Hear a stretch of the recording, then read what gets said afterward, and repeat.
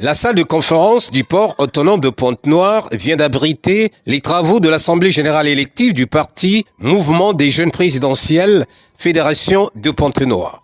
Ces assises qui rentraient dans le cadre de la restructuration des instances de base et intermédiaires du MJP ont eu pour dénominateur commun élire les membres dévoués et laborieux susceptibles de bien animer la structure fédérale du parti, en vue de bien attaquer les futures échéances, à commencer par celle de l'élection présidentielle de 2026. Les travaux conduits de main de maître par Donald Mobobola, président coordonnateur national, ont jeté leur dévolu sur 13 membres appelés à former le bureau fédéral dont les destinées seront conduites par Didier Bayonne. Ce dernier s'est engagé à mieux servir cette structure politique qui pourtant marque la naissance du parti Mouvement des jeunes présidentiels dans le département de Pointe-Noire. Mes premiers mots en tant que président fédéral du MJP à Pointe-Noire, élu, installé, iront bien entendu au président de notre mouvement, le camarade Donald Mobobola, que je demande très respectueusement de féliciter, d'applaudir s'il vous plaît.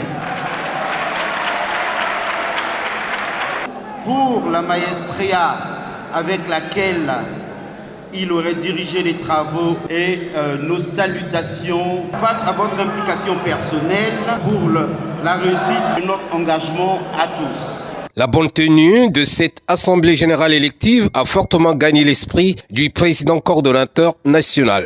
La réussite de ce rendez-vous est un tournant décisif dans la vie du parti qui se bat bec et ongle à faire valoir les actions menées par le président Denis Sassou Nguesso. Nous sommes en train de poursuivre l'opération de chaque département après Pointe-Noire, Sédolizy. Le seul objectif, c'est installer les instances de base et intermédiaires de notre parti. Le MJP est un parti bien organisé, bien structuré, qui respecte ses textes fondamentaux. À Pointe-Noire, le MJP est installé dans chaque zone, dans chaque quartier, dans chaque bloc.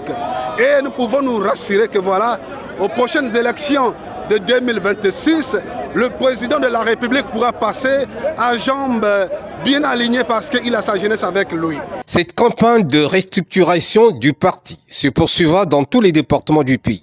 Et la prochaine étape est celle du département du Niari. Aussi, la tenue du premier congrès ordinaire de ce parti est annoncée pour fin 2024. Retenons que le parti Mouvement des jeunes présidentiels hérite aujourd'hui de 4 ans d'existence. Son pari reste d'expliquer, accompagner et sauvegarder les œuvres du président Denis Sassou Nguesso.